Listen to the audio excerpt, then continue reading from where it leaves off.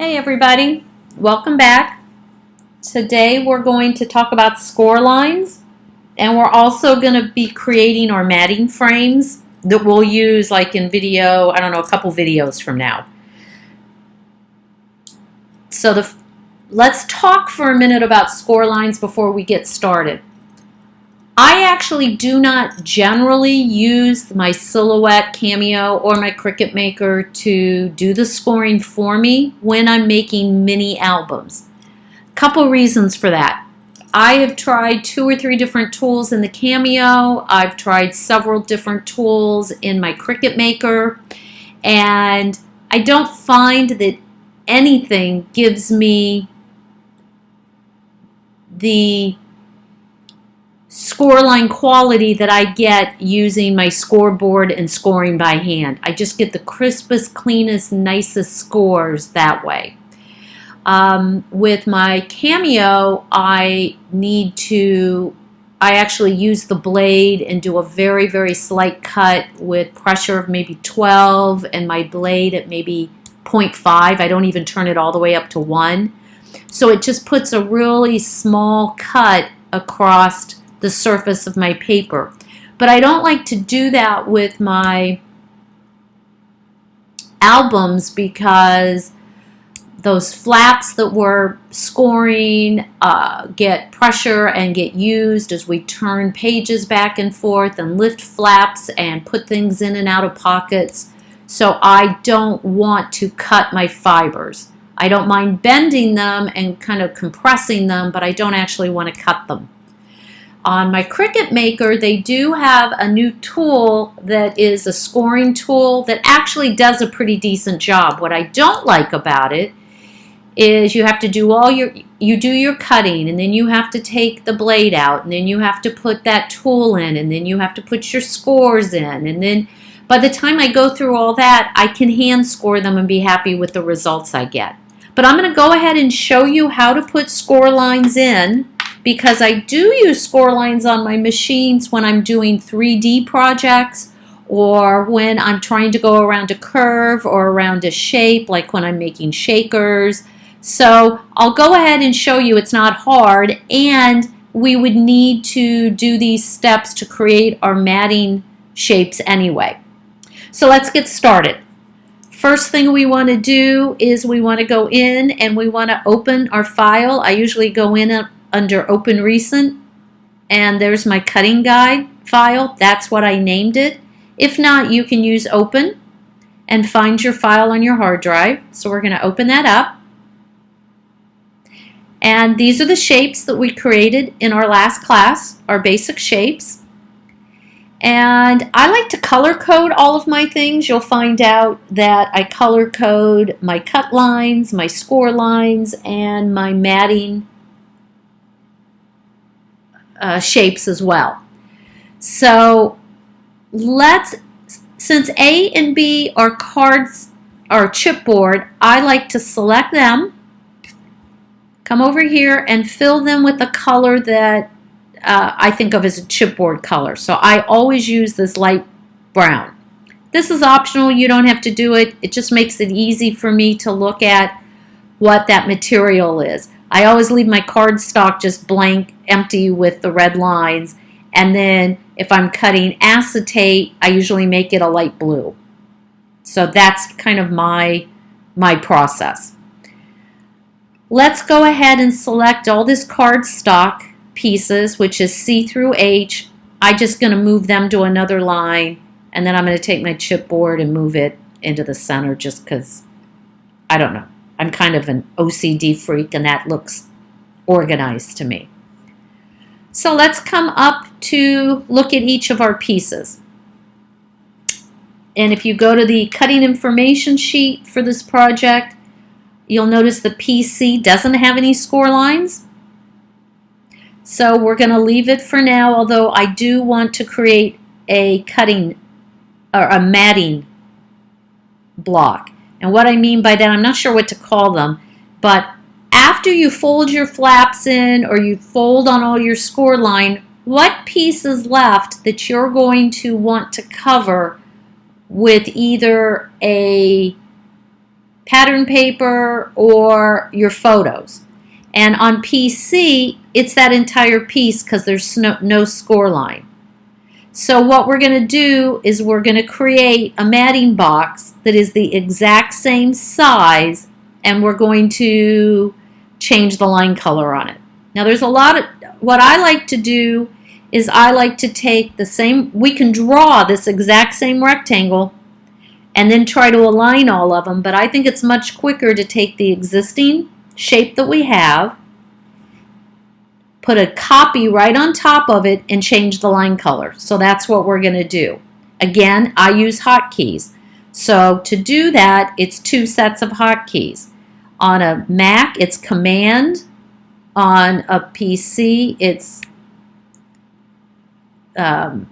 Control. So I'm going to Command C, and that's going to copy. You won't see it do anything. And then I'm going to Command F. When I do that, what I'm saying is to paste it on the front. And you'll notice if I drag this away, I now have a copy right on top. So I'm going to undo to make sure they're lined up. If you don't want to use hotkeys, you can go into Edit and hit Copy, and then Edit, Paste in Front. And you'll notice that's Command C and Command F, or on a PC, it's Control C and Control F. So now I have a red rectangle on top of a red rectangle. That doesn't do me a whole lot of good because I want that to be a mat. So I'm going to open my line style, and we're going to use this lot, so I'm going to move it over here. And I want to make that line color black. Okay? And we're not going to use these black rectangles in this video, so I'm going to come up here and see that up here. This lets you send things to the front of your design, and we're going to actually send this to the back. When I click on that, it just makes sure the red line's on top. So I have a red line and I have a black rectangle behind that. Now let's move to piece D. Piece D, we have a score on the 375 line at a 1/2 inch. So I'm going to do my same copy and paste, and I'm going to select that new rectangle, but I'm going to make these score lines. So I'm going to make that rectangle blue. Okay? And I need to move this side in a 1/2 inch. So we're going to do that in 2 steps. We're going to come over here to the transform tool. We used it in the last class. We're going to use it again. Let's open that. And we're going to use it lots too. So let's just move it down here. And we're going to, if you remember, we're going to go to scale. And we're going to size this piece. And I need to make the width a 1/2 inch smaller. So that would be 4.875. And we're going to apply that. Okay, now you'll notice it took 1/4 inch. It kept everything centered off each side. And you're thinking, well, that's not right. That's not where I want my score lines to be. It's not, but we're going to fix that. What we're going to do is we're going to select both the red rectangle and the blue rectangle together. And how did I do that? If you want to select more than one shape, there's a couple ways to do it. I find the easiest is to click on my mouse or my trackpad and then drag my cursor until it encompasses both items. See how it selects both? Or you can click on the red line, hold down your shift key, click on the blue line, and that will select both. Then I'm going to align them on the right hand side. And boom, look at that. Now I've got that 1/2 inch, and my other 3 lines on that scoring rectangle are aligned with my red rectangle. So if you're looking at this, what you have is you have your red rectangle. That's where it's going to cut your piece out. You have a blue rectangle, which we're going to turn into just a score line in a minute. And then remember how we made a matting rectangle on this one? We need to make one here. I don't want to make it with the red rectangle because that's not going to be my finished product size. My finished product size is actually this blue rectangle because this 1/2 inch here we're going to fold as a flap. So we're going to do the copy, paste on top, turn that black, and send it to the back because we're going to work with it later. So now I have my red rectangle, my blue rectangle, and my black rectangle right behind the blue. Now let's take this blue rectangle and get rid of these three sides. So all I have is a score line.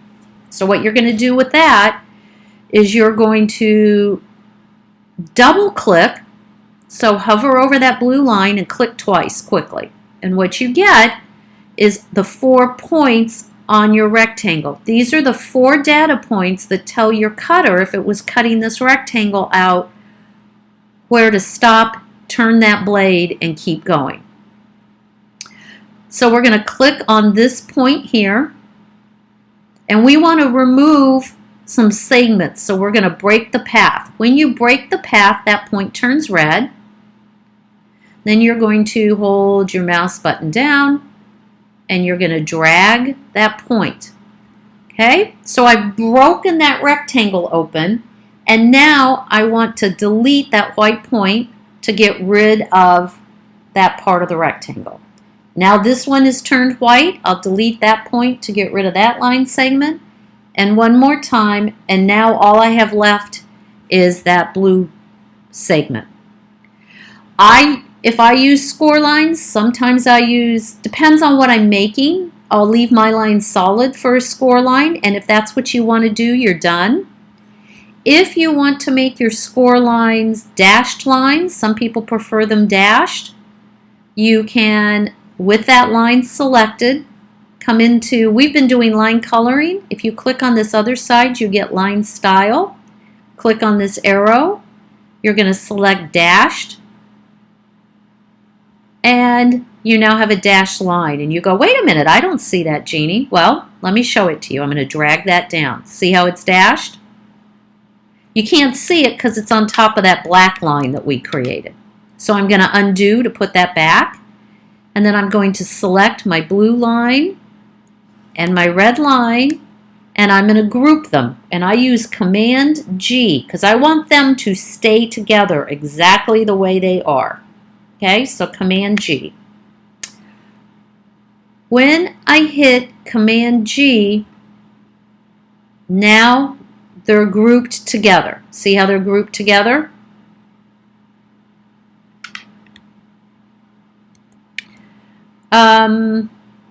You know what? Let's not group them. Forget that. Let's not group them for now. My bad. We're going to group them later because we're going to do some things to some of these pieces. Let me think about that. Well, we're only going to do it to the pockets, so we just won't group the pockets. So go ahead and group your blue line, and you can Command G or you can come under Object and hit Group. Either way. Okay? That will keep those together no matter what you do unless you ungroup them.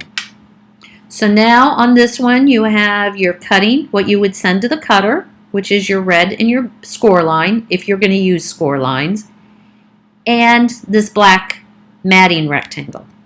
If you're going to not do score lines and you're going to score by hand like I am, you can just skip creating the blue rectangle and you can make just the black rectangle like we did for C. So for E, if we weren't going to score, for example, on E, we need to have two score lines, one at a 1/2 inch and one at 3/4 inch. So your finished rectangle that you need would be 3/4 of an inch smaller in width than this. That's what your matting rectangle would be. So you would come in here and you would remove 3/4 of an inch from this measurement. I'm going to go ahead and keep doing score rectangles because we've already started it, and I'll do it for all the pieces. Besides, it's good practice. So we're going to take E and we're going to Command and then paste it in the front. Copy, paste in front. We're going to turn that line blue. And we're going to resize this. And you'll notice I lost the bottom of my transform window to apply. It's a glitch in the software. I hate it. So every once in a while you have to shut it out and open it back up. Not a big deal, but it's kind of a pain. So I want to resize this to 5.875. I'm going to take a half an inch off. Okay? Then I'm going to copy and paste.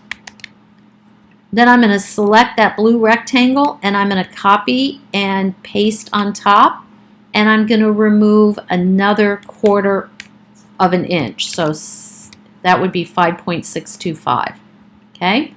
Now I have both of my rectangles for scoring and I have my red cutting box. I'm going to select all 3 of them and I'm going to align them to the right. Okay? When you align it to the right, now I have 2 score lines.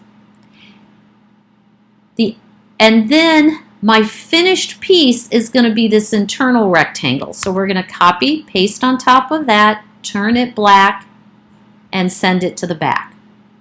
So if you are not going to create score lines, all you needed to do was copy and paste the red rectangle, reduce its width by the full 3/4 of an inch to get to 5.625, and put your black rectangle on, and you're done. Okay? Now, let's go ahead and take this first rectangle, pick this point, break the path, separate that line, delete the other 3 line segments so that I just have a score line. And on this blue one, we're going to do the same thing. We're going to break the path. Now I have just my 2 score lines, and I'm going to select my 2 score lines. I'm going to make them dashed. And then I'm going to group them with my red rectangle. See what we have there now? Okay, so we have our matting rectangle. We have our red rectangle for cutting, and if you want to put machine score lines in, you have those 2 score lines. Okay. F is actually a pocket.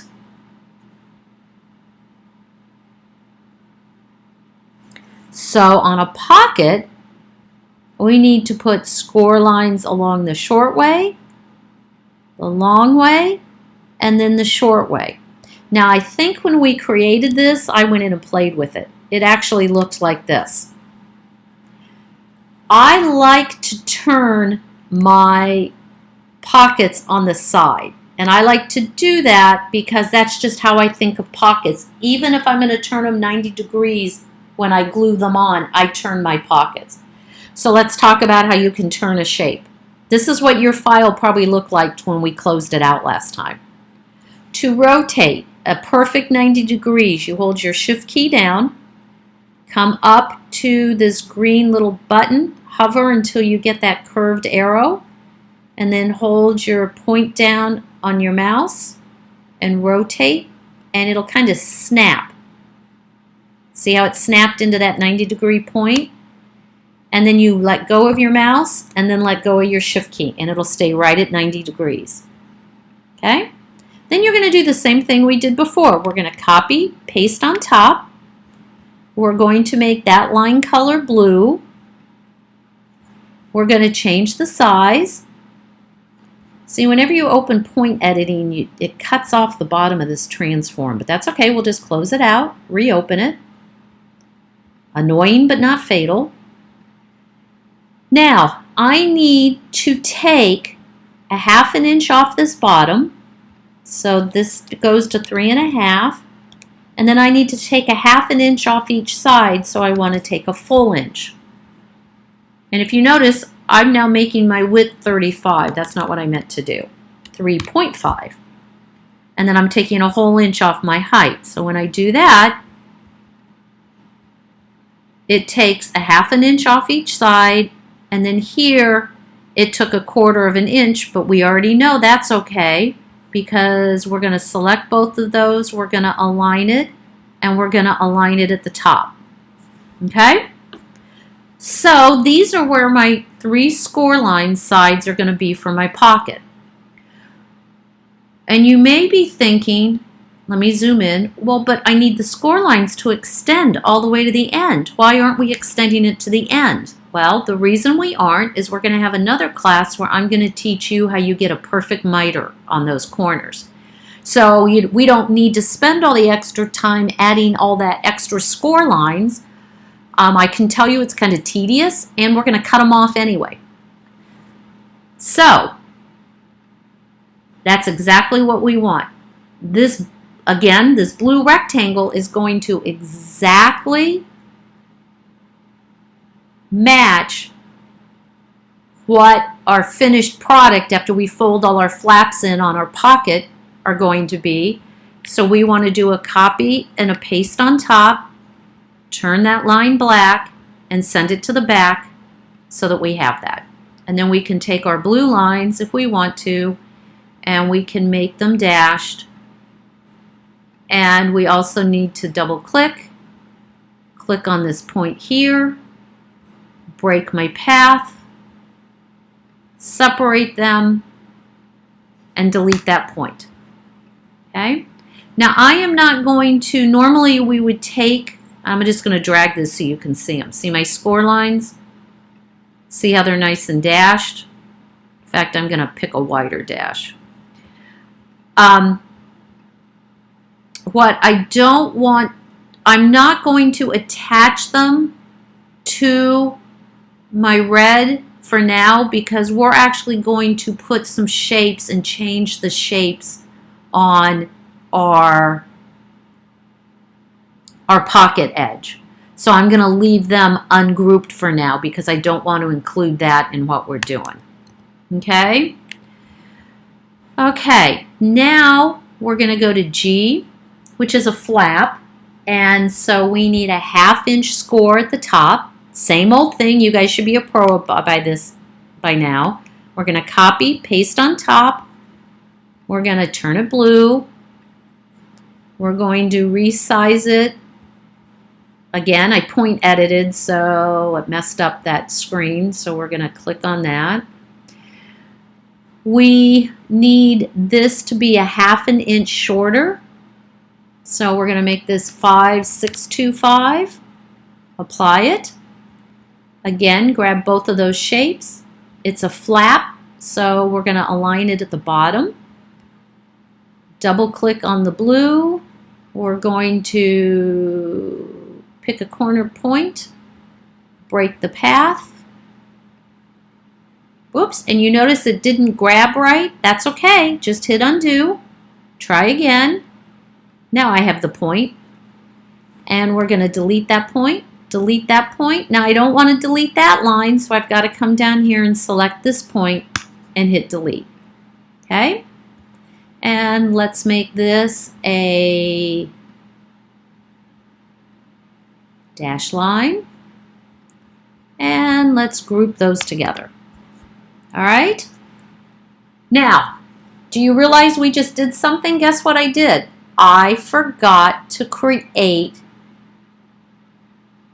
my matting rectangle. So we can back all the way up, or I can go, gosh darn it, and fix the problem. So I'm going to show you how to fix the problem if you're like me and you're so anxious to move forward that you forget to do a step. All I need is a rectangle that is the same shape as that blue rectangle. So you can come in here, draw a rectangle, make the line colors black. The shape that I need is 5/375. I need the width to be 5/375. And I need my height to be aligned with what my scoring size is. Okay? And then I'm going to take that black rectangle I drew, the red rectangle, and I'm going to align it to the right and to the bottom. Now I have my black rectangle that we should have created, but I didn't. Okay? And I left this mistake in the video because I wanted you to see you can fix anything. It is faster and easier to just do a copy on top of, turn it black, and send it to the back. But you can, if you have to, just draw that rectangle and put it back there. Okay? So you can, if you missed a step, you can go back and create it later. Not a big deal. Here's piece H, which last time we saved, your file probably looks like this. Again, I hold my shift down and rotate it because it's just an easier way for me to look at pockets. Okay. And we're going to do the same thing we did on the last pocket. We're going to do a copy, a paste in front. We're going to turn it blue because we're going to make score lines. All right. We need to resize my score lines.